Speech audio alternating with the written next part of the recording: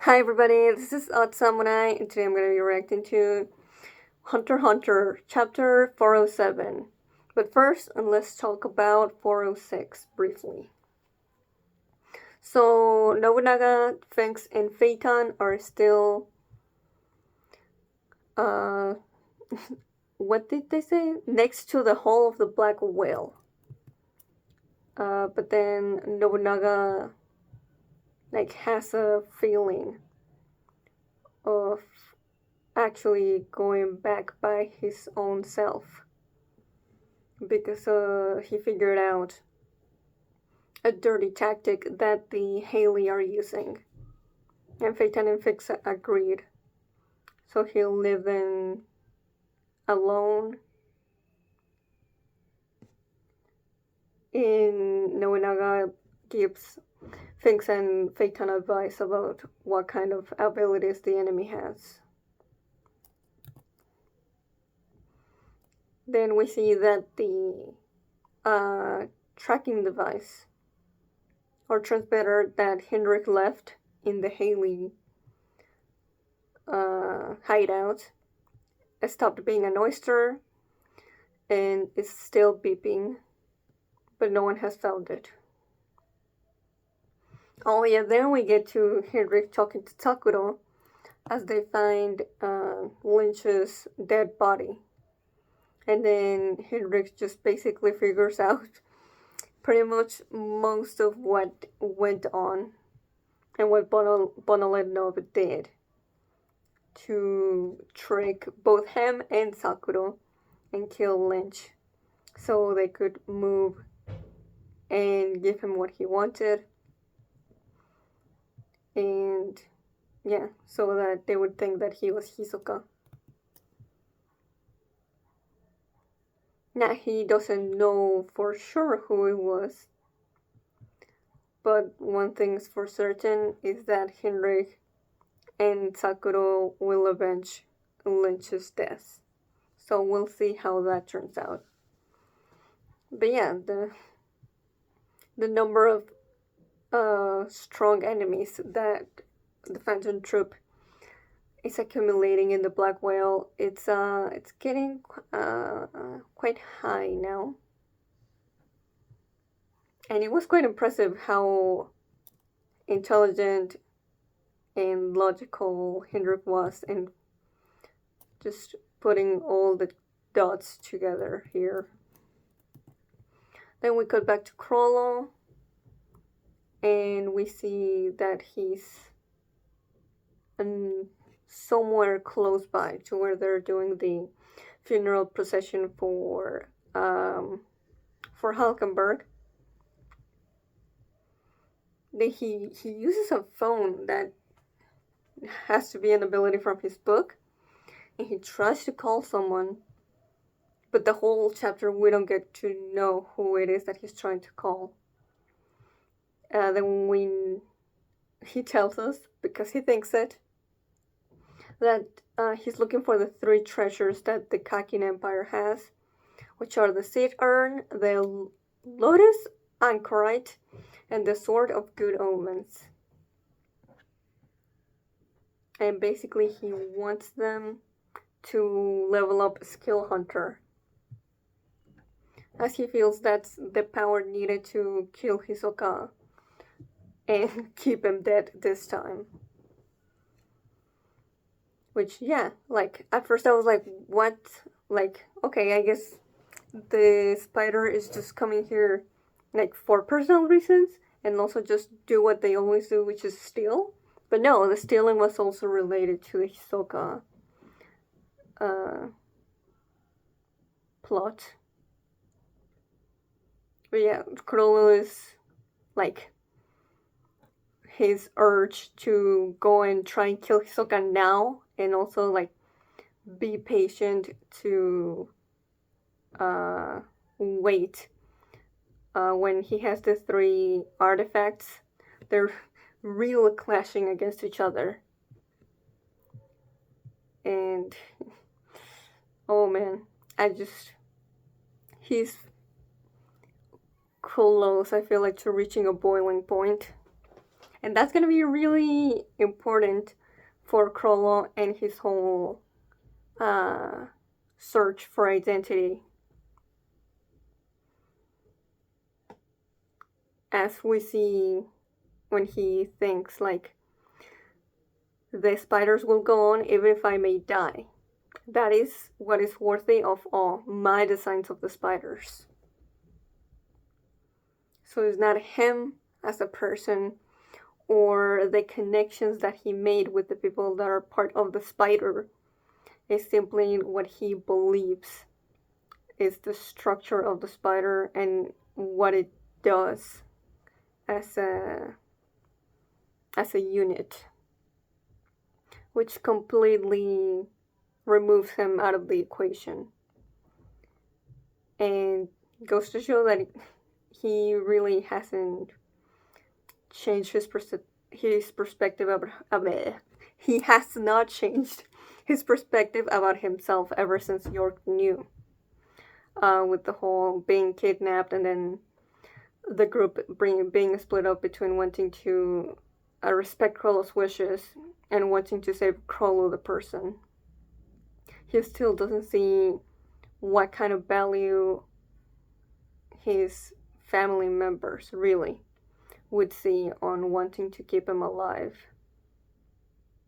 other than what he means for the spider.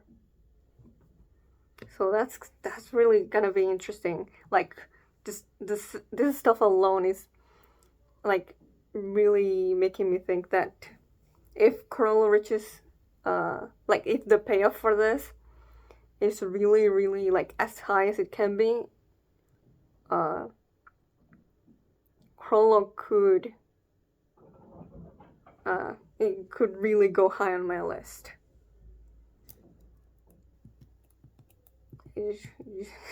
But we're gonna have to keep. You know what? You gotta really admire how Togashi is so loyal to his pacing and just letting the characters take their time to get to where they have to be. But yeah, we end the chapter with Crollo being like, so upstairs as I thought. Which doesn't really answer anything, but maybe whatever it is that he was doing, like, convinced him that Hisoka is in one of the highest tiers. But yeah, this is like, I'm really, really invested in Crow's character arc in this Succession War. And the way that it parallels Kurapika's arc as well.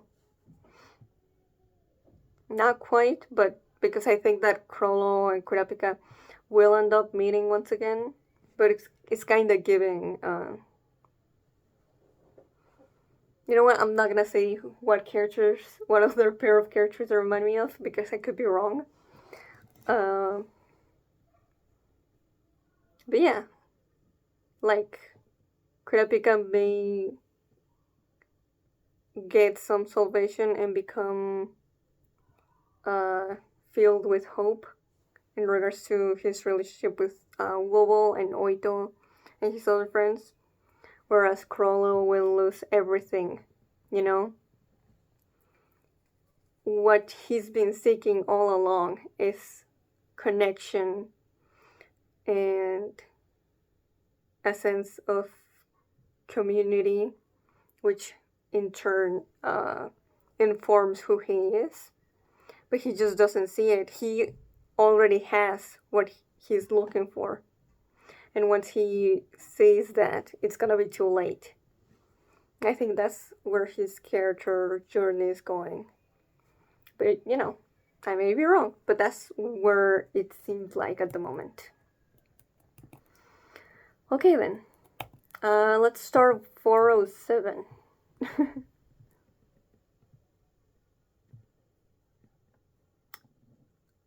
And it's titled Negotiations.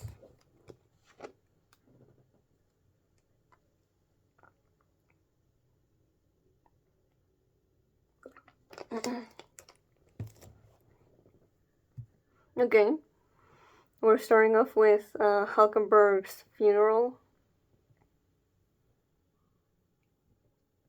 And we see the coffin being carried by a couple of guys. And the military's here too. Okay. It's being carried towards the top of a very long set of steps, which I'm guessing is gonna be taken to where I think it was Momos's body, where there was like a bunch of like I don't know, like boxes that are gonna be essential to whatever Huiguro is planning. Day 12 in 1 p.m. Borgsen's missing? Yeah, last contact was right before the procession passed her, so about 30 minutes ago. Maybe she had a sudden post change, or she went after a suspect? We're supposed to return to report in if anything happens. She would have told us. Yeah, we have to assume the worst. The Borgsen has been abducted. But by whom and what for? She's a soldier herself and was on alert. There was no struggle or commotion. Is that even possible?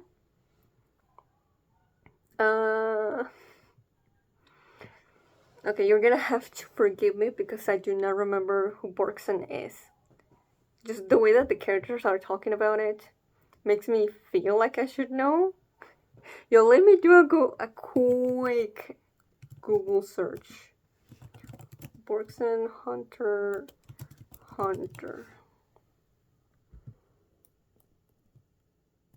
Is a private first class in the Royal Army of the Khakin Empire and a professional hunter. Oh, I think I remember that character design. I think she might be friends with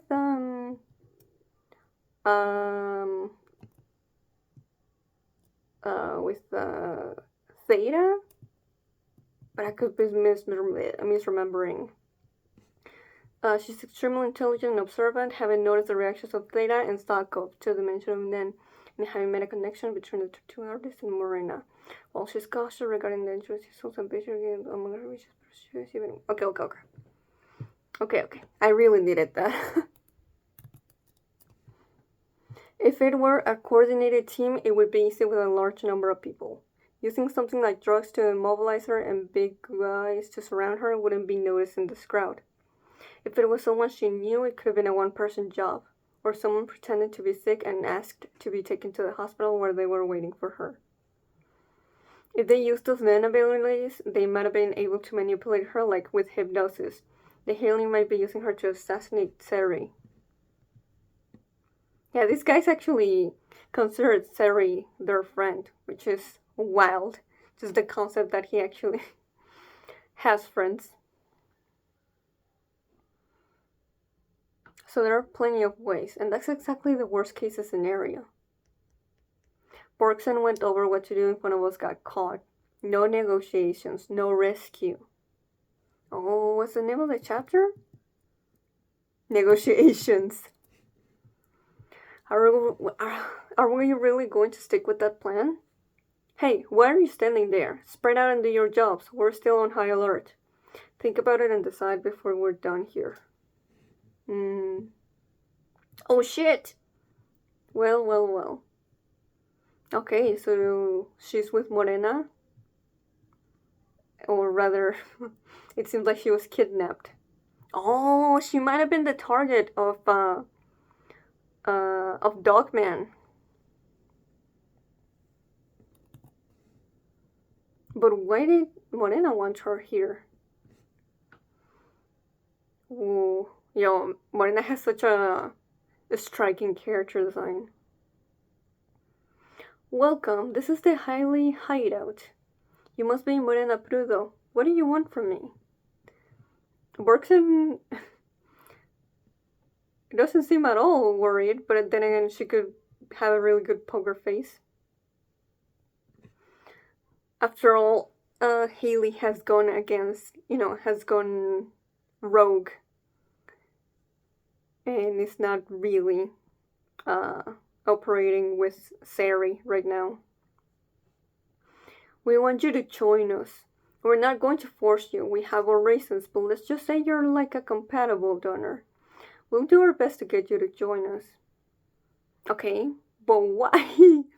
That doesn't explain. That's still not a reason. I'm not physically restrained. There are 6 of them. They took my weapons. That depends. I don't remember any of it. It couldn't have been a normal abduction. They used some kind of power I don't know about. I can't answer right away. Then? Not making any rash decisions is wise, but please understand that the more we tell you, the harder it is for us to back out. Is that a threat? Is it? Take it however you'd like. I can't tell you why, but the risk increases for both sides the longer this takes. Okay. Whose fault is that? That's fair. Don't expect a balanced perspective from a crime syndicate. This TV Morenas or something else. This is... Okay, I don't trust anything that comes out of her mouth. We can do this quickly while also giving you a chance to get what you want. This is my first and only compromise. Let's decide with a negotiation game. Oh, this shit is about to get hella rigged. If you withdraw from this game, you will lose the freedom to do anything other than say yes or no.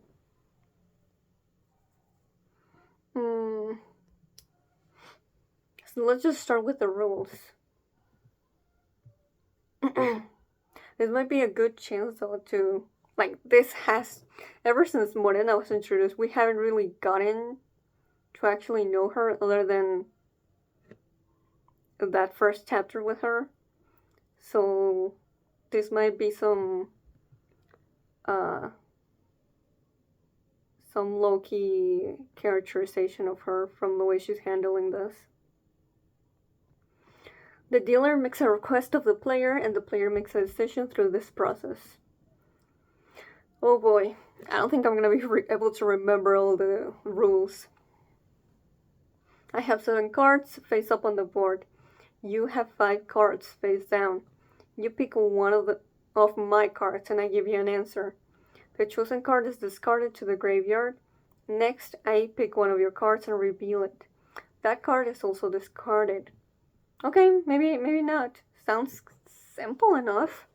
There's gotta be a catch. We repeat, and the last of your cards remaining is your answer to our request. Let me guess. I have 4 yes and 1 no. Turn them over from the left. Yes, no. What's this? Return. You can return 1 card of your choice from your graveyard to your board. Huh.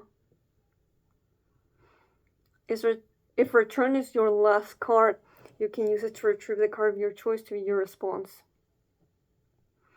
The joker can turn into yes or no. If this is your last card, you can also make your choice. Inform only? What do you mean? You just said you'd take away my freedom to do anything besides say yes or no if I refuse to play. Oh my god, look at Borgson's eye. It's so, scratchy, Kind of reminds me of the way that Tatsuki Fujimoto draws eyes whenever a character is, agitated or having strong emotions. That means you won't let me leave until I say yes, right? What's the point of playing this game at all? Okay, no answer. Turn over the next one. Another zooming into Borgson's eyes. Okay, they look less like just one black bulk of scratchy lines and resemble a more typical eye. X. X is neither yes or no. It means you don't have to make a decision. If this card is my last, I can void the game itself? That's right, if the X card remains, you can walk out of here without saying yes or no. We won't seek to negotiate we won't seek to renegotiate later, of course. I promise you. But if any other card forces you to decide yes or no, you will take full responsibility for the consequences of your answer. Do you understand? Yo, look at the way that Togashi just made. Like, I really like these two panels of Morena and Borkson's eyes looking at each other, and it's just the eyes, the eyebrows, and the hair. Like, to really focus on what kind of look they're giving each other. And of course, Morena to me feels like the more like hard to grasp what her true intentions are. Other than burn everything to the ground. But yeah, this seems a little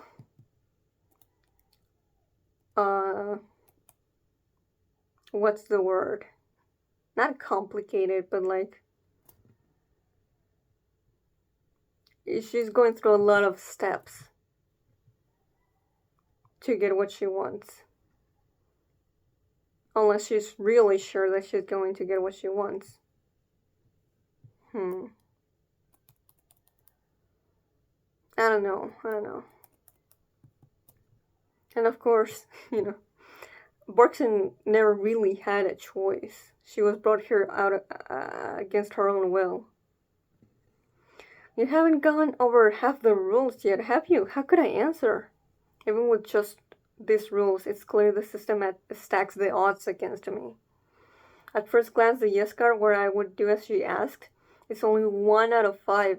This makes it seem like I have more chances to refuse or leave the game, creating this illusion that the player is advantaged. This is the first trap. The yes card, if this is the last to remain, I'll have to join her.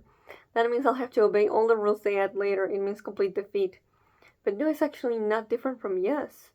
It pretends to be my friend, but no will bear its fangs as soon as the game begins. It depends on the explanations of the yes and no cards. Okay. Of course, just like most characters in this arc, Bergson has very keen observation abilities. She'll explain all sorts of horrible things that would happen around me if I say no. This will keep going until I decide that saying yes is better. So no and Joker are pointless. My real cards are returned in X. 2 out of 5. 40% isn't such bad odds considering the situation. Well, that's the second trap. No matter how many cards are good for me, none of it actually matters. As long as the game entails her picking my cards, they can cheat all they want. Okay, yeah. Yeah, so this is just very, going through formalities for the sake of it. Because Morena is making sure that Borkson is going to move and do as she wants her to. Okay, then. And the third trap is the worst. I'll explain my cards. The aim card. If you pick this card, I'll explain my goals. What we're trying to do by inviting you here and recruiting you. I'll try to be as concise as I can, but if you have any question pertaining to my goals, I'll provide additional information. Next, the power card. If you pick this card, I'll explain my ability. Although it might go over your head a little bit, I'll tell you only the truth without hiding anything. I'll go into as much detail as you want, until you understand. But again, the longer this takes, the more risks to both of us. I might have to talk pretty quickly. Question A. I'll answer as many questions as you have, as many times as you want. Okay. Except anything about my goals or my ability. If you want to know about those things, use these cards. And my answers to your questions will only be in the form of yes or no and yes and no. Okay. If you want more detail regarding an answer I gave to one of your questions, you'll have to pick the question B. Card on a later turn. I'll explain in greater depth until it's cleared up. but only about one question, and it must be the last question you asked during the question round. So be careful when you bring the question around to a close. All right. I don't need to hear yes or no answers. There's something I need to confirm about the way you answer. May I try it out right now? Go ahead. I'll be able to tell through her tone and nonverbal cues. You will not cheat within the game at any point. Yes or no?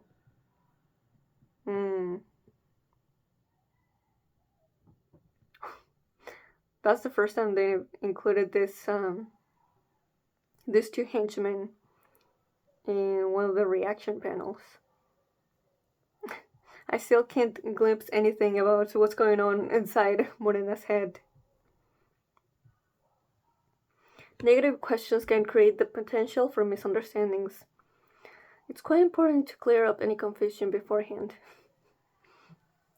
When answering a negative question such as, you haven't done it? There are cultures that reply, yes, I have not. Usually the person answers for themselves, and yes and no are absolute terms, thus, no, I have not. Oh, it's just really going into the technicalities.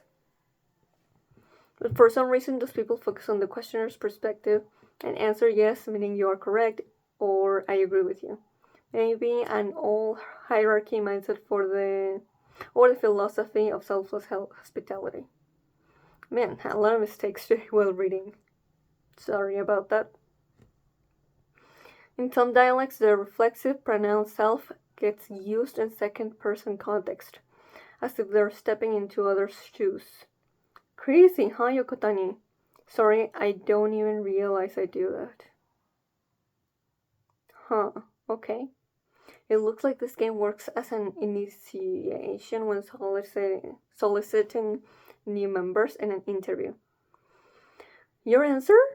Morena uses this exchange to observe the subject, to examine their personality, intelligence, and to judge whether they're compatible for her team.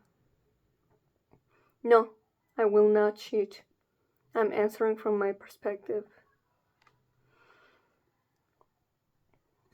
Does that work for you? Yes.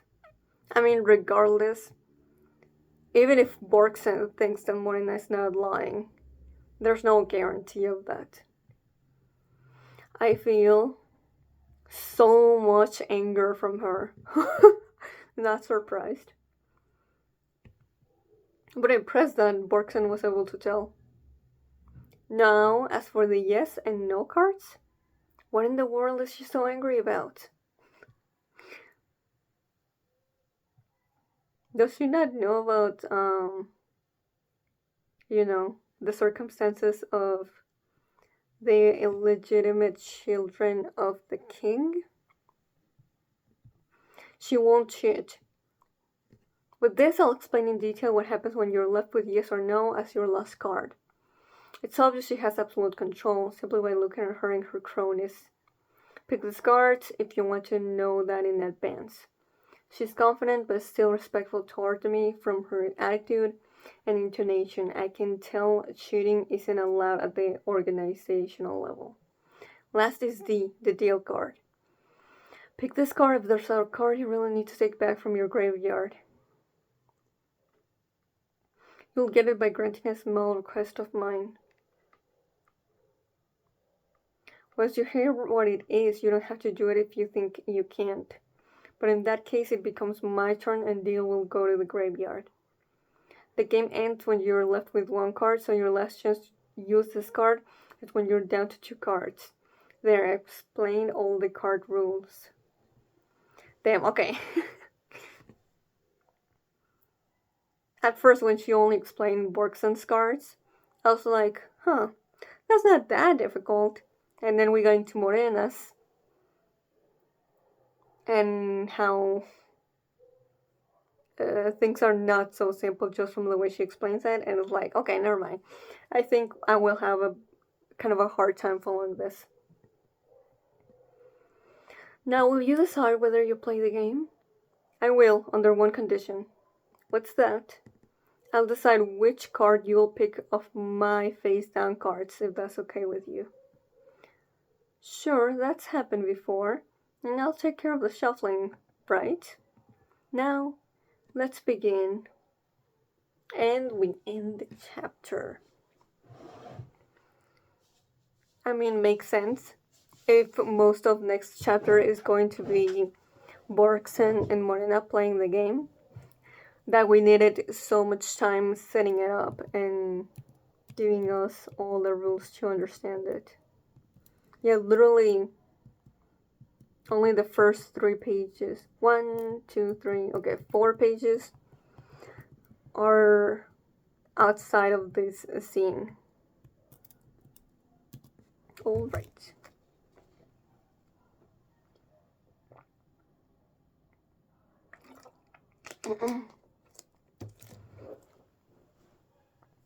Now, I know that Togashi has loved to show us the perspective of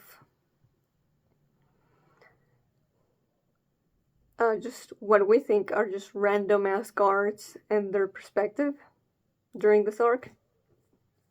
But yeah, I gotta, like, wonder why this is so important that we have to see it. Like, yeah, it's Morena, so she's already an important player in regards to the spiders subplot, and she may influence the succession war in a bigger way if we don't annihilate her faction soon. But just of all the people she could have gotten here to play this game with, why Borkson? I know, like, she's also trying to figure it out in universe, and that's a part of why they're playing this game. So Morena will give her that information. But yeah, I'm just, curious from a meta level.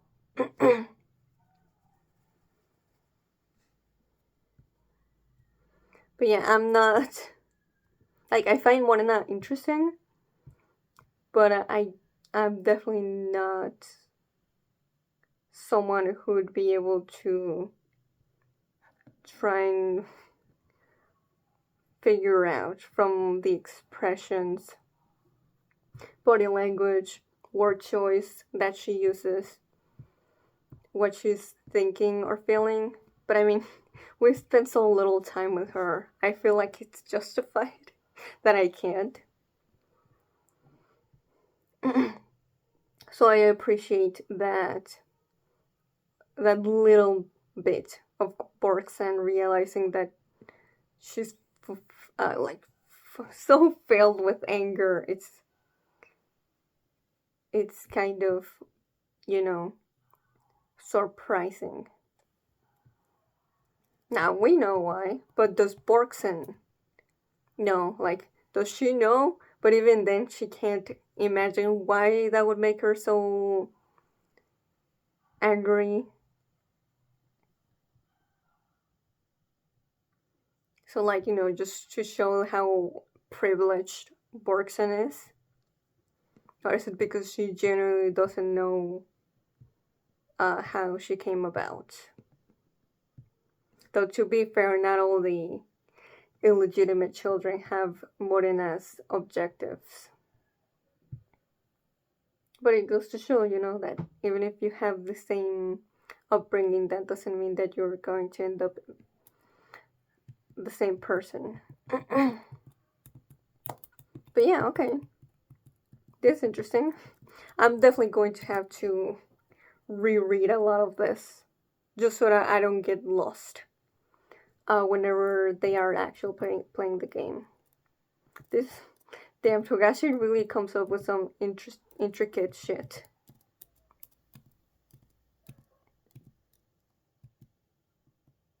But yeah, okay.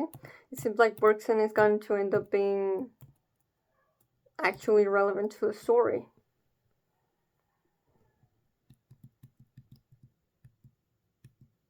Now it does seem like the scales are weighted, are balancing towards her losing. But I'm still curious if she does lose, like, why is Morena targeting her specifically?